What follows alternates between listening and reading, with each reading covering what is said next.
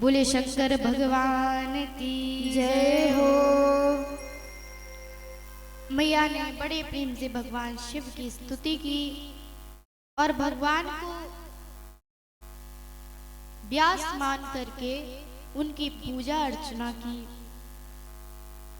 अब अमर कथा सुनने के लिए कुछ नियम पालन करने होते हैं कि वहां पर कोई भी नहीं रहना चाहिए, क्योंकि अमर कथा अगर किसी ने श्रवण कर ली तो वो अमर हो जाएगा। तो कैलाश से सभी लोगों को भगवान भगा दिया। अब मैया से बोले कि आपको क्या करना है कि अगर एक कान खत्म हो जाए तो बोलना है, और ऐसे ही जब खत्म होते रहे तो का आपको उच्चारण करना है, क्योंकि हम नेत्र बंद करके भगवान की कथा करेंगे और भगवान का अंदर ही अंदर सुमिरन भी करेंगे। तो आपको बोलना है। मैया बोली ठीक है। अब मैया की रुचि तो वैसे कथा में इतनी थी नहीं, बस उन्होंने तो सुन लिया था कि इससे अमर हो जाते हैं, तो अब तो हम अमर हो जाएंगे, सुन लेंगे। लोग इतने उत्साहित रहते हैं किसी कार्य के लिए कि तैयारी करना ही भूल जाते हैं। फिर बाद में सोचते हैं अरे क्या कर दिया, इतना उत्साहित नहीं होना चाहिए था। तो मैया भी इतनी खुश हो रही थी, भाई अब तो हम अमर हो जाएंगे, कभी नहीं मरेंगे। लेकिन इस दुनिया में अमर कोई नहीं है। ये भगवान शिव को भी पता है कि भगवान शिव भी अमर नहीं है, और भगवान विष्णु तक अमर नहीं है, ब्रह्मा जी भी अमर नहीं है। काल गणना आती है भागवत में, उसमें बताया जाता है कि कोई अमर नहीं है, काल की गणना बहुत ज्यादा है। तो भगवान शिव की बात सुनकर मैया बोली ठीक है, हम बोल देंगे। भगवान ने नेत्र बंद किए और बोले, एक बार जयकारा लगाए, बोलो रामचंद्र भगवान की जय हो। अब जैसे ही भगवान शिव ने सबको कैलाश से भगा दिया था, लेकिन जिस पेड़ वृक्ष के नीचे वो बैठे हुए थे, उस पेड़ पर एक शुक बैठा हुआ था और उसका गर्व था। जैसे ही भगवान शिव 3 बार डमरू बजाए, सारे पशु पक्षी भाग गए, तो वो शुक भी वहां अंडा दे करके भाग गया। अब मैया कथा सुनने के लिए बड़े प्रेम से बैठ गई। भगवान शिव कथा सुना रहे हैं कि भगवान श्री रामचंद्र का जन्म हुआ है, भगवान बड़े ही प्रेम से अयोध्या में रह रहे हैं। भगवान शिव का स्वभाव बड़ा ही निर्मल है, तो बड़े आराम से कथा सुना रहे हैं, और इतने आराम से सुना रहे कि मैया को पता ही नहीं चला। 2-3 कान तक तो मैया बोली, लेकिन फिर वो सो गई। और जैसे ही मैया सो गई तो वो जो सुख था उसका अंडा फूट गया। और तोते का तो हमेशा स्वभाव ही रहता है कि जो एक बार वो सुन ले उसको दोहराता है। तो जैसे ही मैया सो गई तो अब उस सुख को लगा कि अरे अब जैसे ही नहीं बोलेंगी तो भगवान कथा सुनाना बंद ही कर देंगे, तो मुझे बोलना चाहिए। तो अब जैसे ही भगवान कथा प्रारंभ करते कि प्रातः काल उठ के नगुनाथा, मात पिता गुरु नावई माता। भगवान बड़े संस्कारी हैं, बड़े निर्मल स्वभाव के हैं, और भगवान का जीवन बड़े प्रेम से व्यतीत हुआ। भगवान ने बड़े कष्ट सहे। इस प्रकार भगवान ने राम कथा श्रवण कराई। तोता बोलता रहा। तोता का ये स्वभाव होता है कि उसको जो भी बोलो उसको वो दोहराता है। जैसे एक पान वाले की दुकान थी, उसने तोता पाला हुआ था।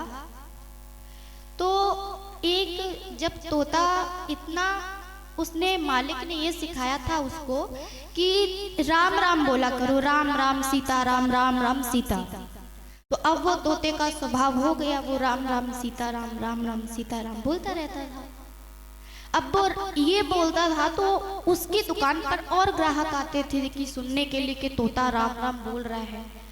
तो इतने सारे ग्राहक उसके बढ़ गए। अब एक पागल सा व्यक्ति वहां पर आया और वहां से उस तोते को घूरते हुए निकल गया। कोई भी मतलब देखता है किसी तोते को ऐसे बोलते हुए तो आश्चर्य से कहीं देखता है ना, तो वो पागल तो था ही। तो वो पागल जब था तो उस तोते ने पूछा, भाई ये कौन है जो ऐसे घूर रहा था? तो उसने बोला ये तो पागल है। अब तोते को जैसे ही बोला ये तो पागल है तो वो सीख गया ये तो पागल है। अब जैसे ही कोई आता तो उसको बोल देता ये तो पागल है, ये तो पागल है। कोई बोलता अरे तोते से बुलवाओ ना कि ये क्या राम राम बोलता है, बोलो ये तो पागल है। तोता जैसे ही बोलने लगा ये तो पागल है। अब एक बार फिर से वो पागल आया तो उसको देख करके तोता बोला ये तो पागल है। अब जैसे ही तोते ने ये बोला तो मालिक बोला शांत रहो, ऐसे नहीं बोलते। बोले आपने ही तो सिखाया है। अब एक बार जब वो मूर्ख निकला तो उसे बड़ा अजीब लगा। अगर कोई व्यक्ति जैसे कोई अंधा है तो उसको, अगर वैसे तो अंधा है ही, लेकिन अगर उसको अंधा बोल दो तो उसे बड़ा बुरा लगता है। किसी को बोल दो अरे ये तो अंधा है तो बुरा लगता है। तो इसी प्रकार वो पागल था, उस बेचारे पागल को पागल बोल रहा है वो, तो उसे बड़ा क्रोध आ रहा है।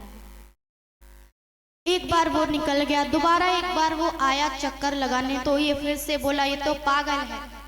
पागल उसकी दुकान पर आया और बोला देखिए अगर इसने आज के बाद मुझे ये बोला तो मैं इसको मार डालूंगा। मालिक बोला नहीं ये गलती नहीं होगी, अब दोबारा नहीं होगी। अब एक बार और वो उस स्थान से गुजरा तो वो फिर से बोल दिया ये तो पागल है। अब उसने बोला तो वो पास में आया और बोले देखिए अगर अगली बार इसने बोला तो या तो मैं मर जाऊंगा या इसे मार दूंगा। अगली बार अब ऐसा नहीं होना चाहिए। अब जैसे ही एक बार फिर से निकला तो भाई वो तो तोता है, उसको तो बोलना है, उसमें तो इतना दिमाग नहीं कि अब मैं मर जाऊंगा। तो उसने बोल दिया ये तो पागल है और वो मूर्ख आ करके उसको पानी की बाल्टी वहां पर रखी हुई थी उसमें डुबो दिया और वो तोता मर गया। तो इसीलिए वो जो तोता होता है उसको जो सिखा दो वो सीख जाता है। और तोते की तरह ही बच्चे होते हैं, जो छोटे बच्चे होते हैं उनको हम जो सिखा देते हैं वो वही संस्कार सीख जाते हैं। अगर हम बचपन से ही उसे गाली देना सिखा दें, इसको बोल दो ये पागल है, बोल दो बोल दो, और अगर हमें अच्छा लग रहा है भाई उसने बोल दिया तो खुशी हो जाती है हमें, लेकिन वो बड़े होकर के फिर यही संस्कार सीख जाता है। उसको ये फिर वो कभी भूलता नहीं है ये संस्कार। इसीलिए अगर बचपन से बच्चों को कुछ अच्छा सिखाना है तो सत्संग में ले जाओ, भगवान की कथा सुनवाओ। अगर कोई भी अगर गर्भवती है तो कोई भी ऐसे कहीं शादी विवाह में जाते हैं तो वहां पे डीजे बजता रहता है और बच्चों को ले जाते हैं वहां पे डांस करवा देते हैं, तो बच्चे यही सब सीख पाते हैं। और अगर कथा में बैठवा दो, वृंदावन में कई बच्चे हैं राधे राधे बिना बोले उनकी सुबह नहीं होती, सभी को बोलते हैं राधे राधे राधे राधे। हमने भी देखा है वहां पे रहते थे बच्चे। इसीलिए बच्चों को अच्छे संस्कार देने चाहिए। और ये भगवान राम को भी संस्कार इसी प्रकार मिले थे ना कि प्रातः काल उठ के रघुनाथा मात पिता गुरु नावई माथा। भगवान सुबह सुबह उठ करके गुरु जी को प्रणाम करते थे और माता पिता को प्रणाम करते थे। और उनके जो अनुज थे यानी जो भरत शत्रुघ्न और लक्ष्मण जी थे वो भी गुरु जी को प्रणाम करते थे, क्योंकि बड़े भाई से भी सीखा जाता है। जो हमारे बड़े लोग करते हैं वही हम करते हैं। अगर हमारे माता पिता गाली देते हैं तो हम बच्चे भी सीख जाएंगे, हमारे माता पिता गाली देते हैं तो बच्चों को सीखने में क्या है। इसीलिए बच्चों के भविष्य को अगर हम सुधारें तो हमें गाली नहीं देना चाहिए। अगर हम गाली देना बंद करेंगे तो इसमें हमारा भी भला है और बच्चों का भी भला है। इसीलिए ये बच्चे जो होते हैं तोते के स्वभाव के ही होते हैं, इसीलिए बच्चों को जो सिखा देंगे ये वही रटेंगे। तो अब तोते का तो यही स्वभाव होता है दोहराना। तोता वहां पर हूं हूं का जयकार करने लगा। अब जैसे ही कथा समापन हुई और जैसे ही भगवान शिव ने जयकारा लगाया, बोलो रामचंद्र भगवान की जय हो। मैया की नींद खुल गई, बोली अरे राम जन्म हो गया, राम जन्म हो गया, जय श्री राम जय श्री राम। भगवान बोले अरे देवी राम जन्म नहीं हुआ है, यहाँ तो पूरी कथा ही समाप्त हो गई है, आप कथा श्रवण नहीं कर रही थी क्या? तो मैया बोली, अरे प्रभु हम सो गए थे, थोड़ा सा नींद लग गई थी। तो फिर भगवान बोले, अगर आप सो गए थे तो फिर ये हूँ का उच्चारण कौन कर रहा था? जैसे ही भगवान ने देखा कि एक सुख वहां पेड़ पर बैठा हुआ है और भगवान की कथा सुनकर के बड़े प्रेम से आनंदित हो रहा है, भगवान का प्रेम से राम नाम का जाप कर रहा है। सीताराम सीताराम सीताराम कहिए, जाहि विधि राखे राम ताहि विधि रहिए। सीताराम सीताराम सीताराम कहिए, जाहि विधि राखे राम ताहि विधि। सीताराम सीताराम सीताराम कहिए, जाहि विधि राखे राम ताहि विधि रहिए। सीताराम सीताराम सीताराम कहिए, जाहि विधि राखे राम ताहि विधि रहिए।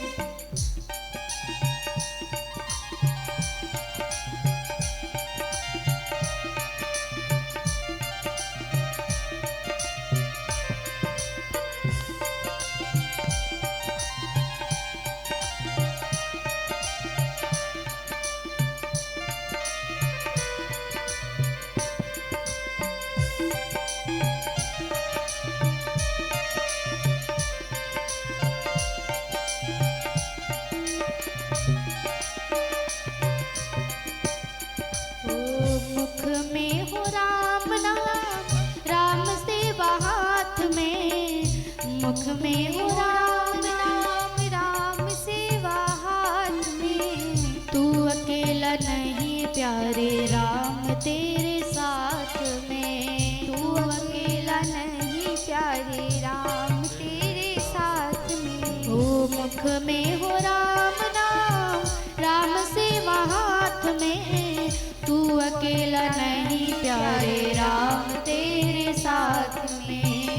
तू अकेला नहीं प्यारे राम तेरे साथ में। विधि का विधान जान, हानि लाभ सही। सीताराम सीताराम सीताराम कहिए। सीताराम सीताराम सीताराम कहिए, जाहि विधि राखे राम ताहि विधि रहिए।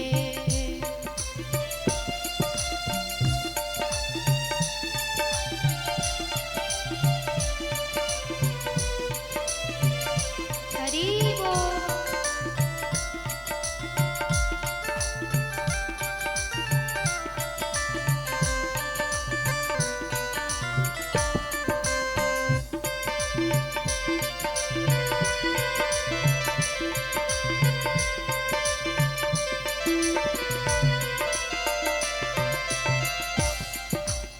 और वो तोता इस प्रकार गायन कर रहा था क्योंकि उसने राम कथा का पूरा जो कथा है वो श्रवण कर ली थी, तो उसके अंदर भगवान के प्रति भक्ति उत्पन्न हो गई थी। हाँ, जिंदगी की डोर सौंप हाथ दीनानाथ के। जिंदगी की डोर सौंप हाथ दीनानाथ के। जिंदगी की डोर सौंप हो,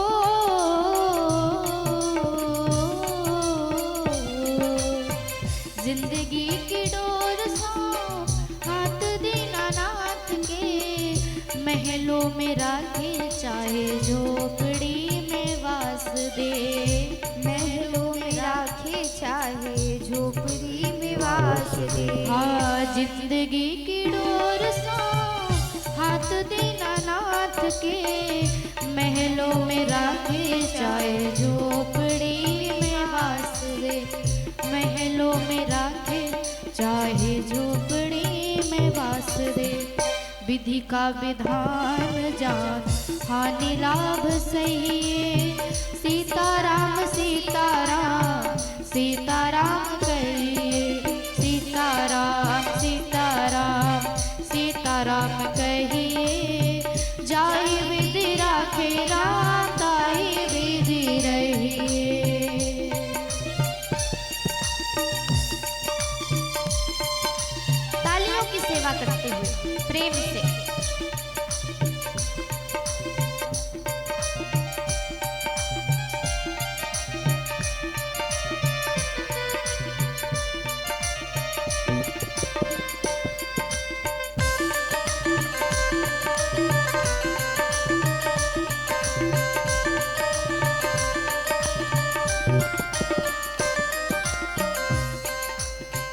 आशा एक राम जी से दूजी आशा तोड़ दे। आशा एक राम जी से दूजी आशा छोड़ दे। आशा एक राम जी से, आशा एक राम जी से दूजी आशा तोड़ दे। नाता एक राम जी से दूजा नाता तोड़ दे। नाता एक राम जी से दूजा नाता तोड़ दे। आशा एक राम जी से दूजी आशा छोड़ दे। नाता एक राम जी से दूजा नाता तोड़ दे। काम रस त्याग रम राम रस पीजिए। काम रस त्याग प्यारे राम रस गइए। जी विधि राखे राम ताई विधि रहिए। सीताराम सीताराम सीताराम कहिए।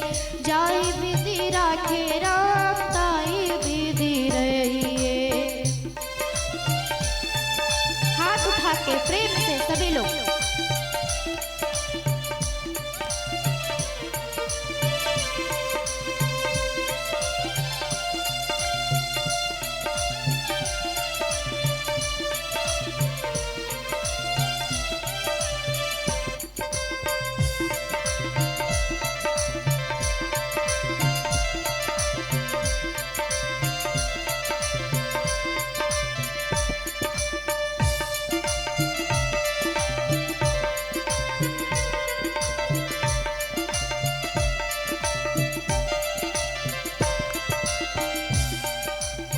किया अभिमान तो फिर मान नहीं पाएगा। किया अभिमान तो फिर मान नहीं पाएगा। हो किया अभिमान तो फिर, किया अभिमान तो फिर मान नहीं पाएगा। होगा प्यारे वही जो श्री राम जी को भाएगा। होगा प्यारे वही जो श्री राम जी को भाएगा। किया अभिमान तो फिर मान नहीं पाएगा। होगा प्यारे वही जो श्री राम जी को भाएगा। तो क्या करना है हमें? फल आशा त्याग शुभ काम करते रहिए। फल आशा त्याग शुभ काम करते रहिए। जय विधि राखे राम ताई विधि रहिए। सीताराम सीताराम सीताराम कहिए। जाय विधि राखे राम ताई विधि रहिए। सीताराम सीताराम सीताराम कहिए। जाय विधि राखे राम ताई विधि रहिए। जाय विधि राखे राम ताई विधि रहिए। जाय विधि राखे राम ताई विधि रहिए। बोलो राजा रामचंद्र भगवान की जय हो।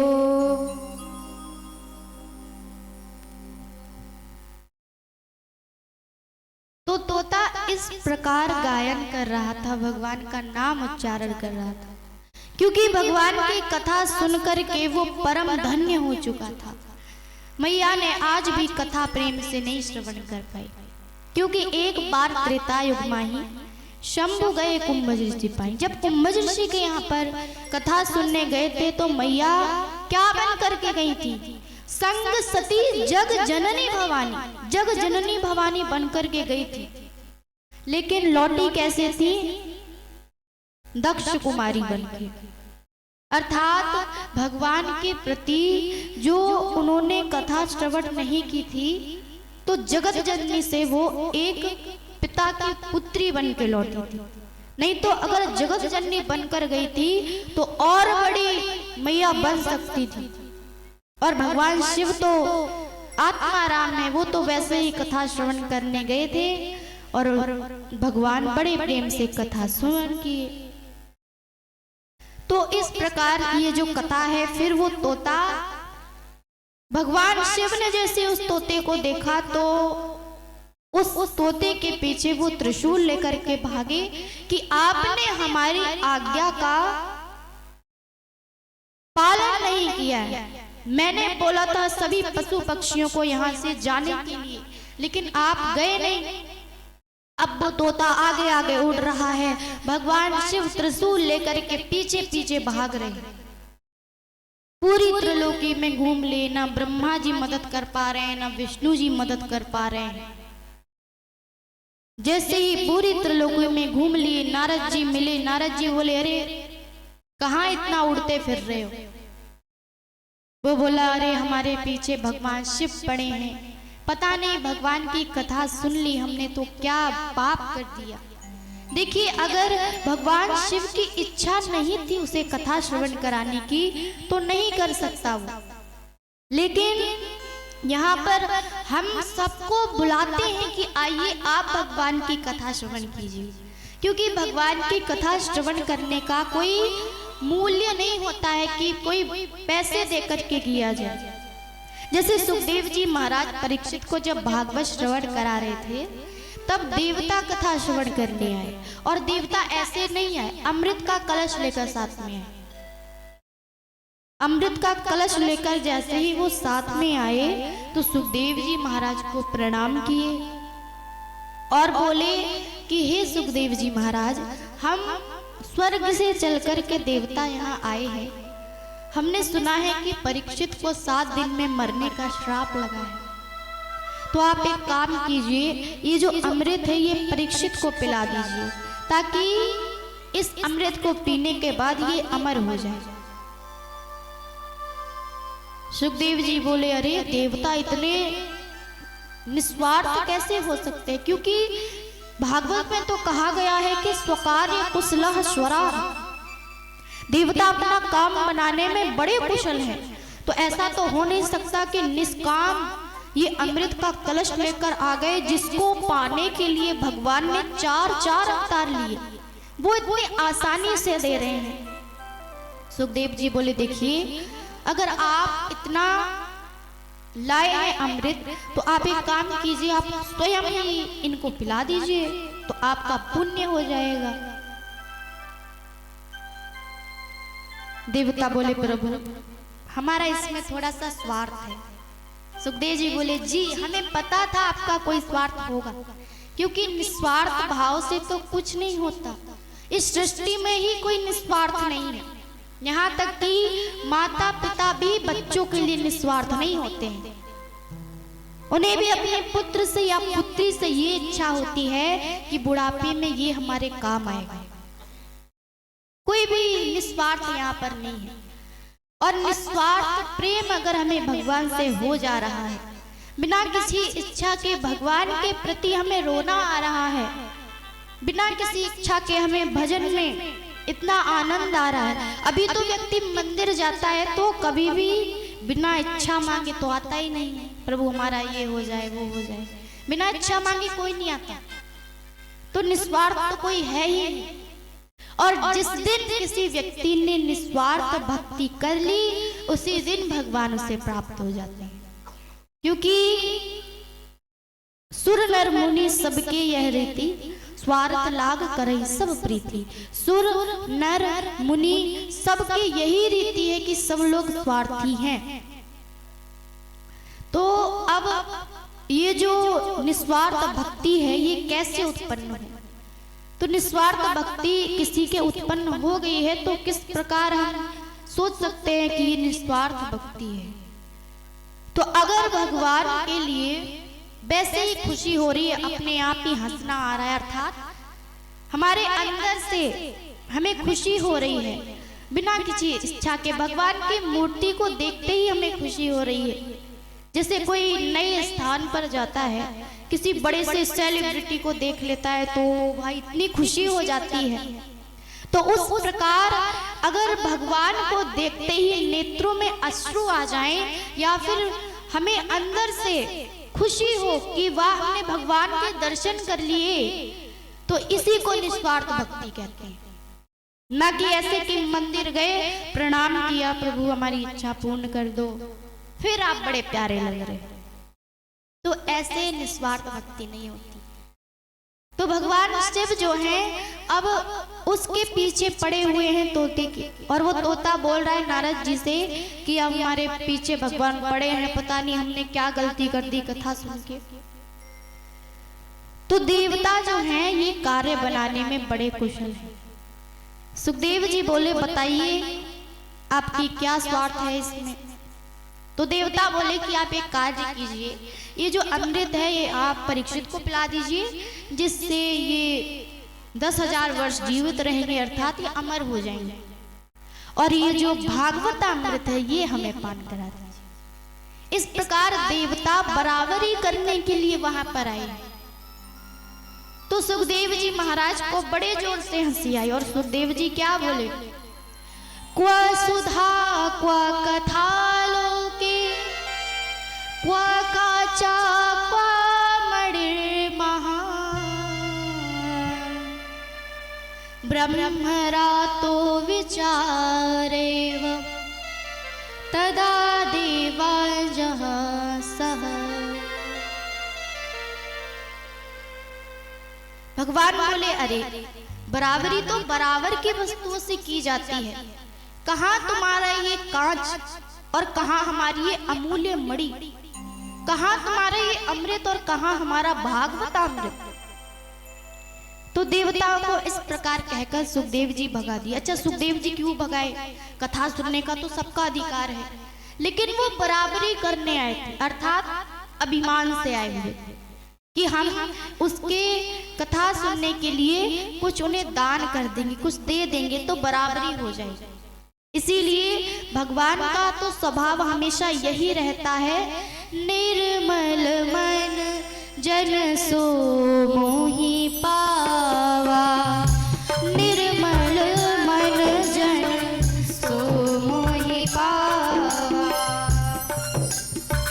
निर्मल मन जन सो मोहि पावा, निर्मल मन जन सो मोहि पावा, निर्मल मन जन सो मोहि पावा, निर्मल मन जन सो मोहि पावा, मोहि कपट छल छिद्र न भावा, मोहि कपट छल छिद्र न भावा, मोहि कपट छल छिद्र न भावा। भगवान कहते हैं कि निर्मल मन जन सो मोहि पावा, मोहि कपट छल छिद्र न भावा। भगवान कहते हैं कि जो व्यक्ति हृदय से निर्मल है, जो हमारे भक्ति करता है निस्वार्थ भाव से, जो किसी की बुराई नहीं करता है, अगर कोई उसके सामने किसी की बुराई कर दे कोई बात नहीं, कोई बात नहीं, मनुष्य है गलती तो होती है, जिसका स्वभाव बड़ा सरल है, जिसको क्रोध नहीं आता है, क्योंकि क्रोध में व्यक्ति क्या से क्या हो जाता है उसे खुद पता नहीं चलता।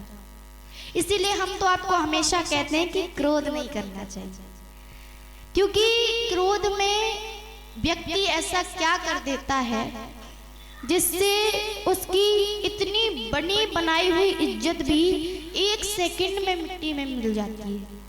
इसीलिए भगवान शिव जो भी कार्य करते हैं वो आराम से करते हैं, लेकिन यहाँ पर भगवान शिव को आ गया क्रोध कि ये जो तोता है इसने छुप करके कथा श्रवण की है, जो कि हमारी आज्ञा भी नहीं थी। तो भगवान शिव यहाँ क्रोध में उस एक सुख के बच्चे को मारने के लिए दौड़ रहे, भगवान मारने के लिए दौड़ रहे। अच्छा भगवान मारने के लिए दौड़ रहे हैं, मारना होता तो वो वैसे ही मार देते, क्यों, भगवान तो कालों के काल हैं, वो तो वैसे ही एक दृष्टि पड़ते ही उसकी मृत्यु हो जाती, परंतु भगवान उसके पीछे दौड़ रहे हैं ताकि उसे इस बात का प्रायश्चित हो कि उसने कितनी बड़ी गलती कर दी। अब जब वो तोता दौड़ रहा था तो नारद जी जब मिले तो नारद जी पूछे आप क्यों भाग रहे? बोले कि भगवान हमारे पीछे पड़े हैं, हमने सुना था कि अगर संसार वालों से हम परेशान हैं तो भगवान के पास जाना चाहिए। अब जब आप ही बताइए कि अगर हम भगवान से ही परेशान है तो किसके पास जाए? नारद जी बोले तो हमें संतों के पास जाना चाहिए, क्योंकि संत एक वही संत होते हैं जिसके लिए भगवान भी उनके चरण छूने के लिए बैठे रहते हैं। तो तोता जाकर के वेद व्यास जी के आश्रम में गया और उनकी जो पत्नी थी उनके वो जम्हाई ले रही थी, तो मुख के द्वारा गर्भ में चला गया और वही सुखदेव रूप में जन्म लिया। बोलो सुखदेव जी महाराज की जय हो। व्यास जी महाराज वही व्यास जी जिन्होंने 18 पुराण, 6 शास्त्र, 4 वेदों की रचना की। तो ऐसे संत कि यहाँ पर जाकर के वो बच गए। अब भगवान शिव द्वार पर खड़े हुए हैं वेद व्यास जी के, उसको मारने के लिए तोते को। व्यास जी महाराज स्नान करने गए थे। व्यास जी भगवान शिव के बड़े भक्त थे। तो जैसे ही व्यास जी लौट के आए, व्यास जी ने देखा अरे भगवान शिव हमारे द्वार पर खड़े हुए हैं। हाथ जोड़कर भगवान के श्री चरणों में दंडवत कर लिए और बोले प्रभु आज मैं धन्य हो गया जो आपके इतने निर्मल दर्शन मुझे हो गए। भगवान बड़े गुस्से में, अरे भाई हम आपको दर्शन देने नहीं आए हैं, हम उस तोते के पीछे पड़े हैं जो आपके आश्रम में चला गया है। भगवान व्यास जी ऐसी बातें जब भगवान की सुने तो व्यास जी को बड़ी हंसी है। बोले प्रभु आप इतने करुणा वर्णालय हैं, आप इतने भोले हैं, भोले नाथ आपका स्वयं नाम है, तो आप इतने भोले हैं और आप इतना महाकालों के काल हैं कि आप उसको वैसे ही मार सकते हो। लेकिन अब तो वो अमर हो चुका है क्योंकि उसने अमर कथा श्रवण कर ली है। अब वो अमर हो गया है, तो अगर आप उसको मारेंगे तो आप झूठे हो जाएंगे। आप तो किसी को भी मार सकते हैं क्योंकि आप कालों के काल हैं, लेकिन अगर आपने उसे मार दिया तो अमर कथा झूठी हो जाएगी कि इस कथा से अमर हो जाते हैं। तो भगवान शिव ऐसा सुन करके बड़े प्रसन्न हुए व्यास जी पर और व्यास जी को बड़े प्रेम से दर्शन दे करके वहां से अंतर्ध्यान हो गए।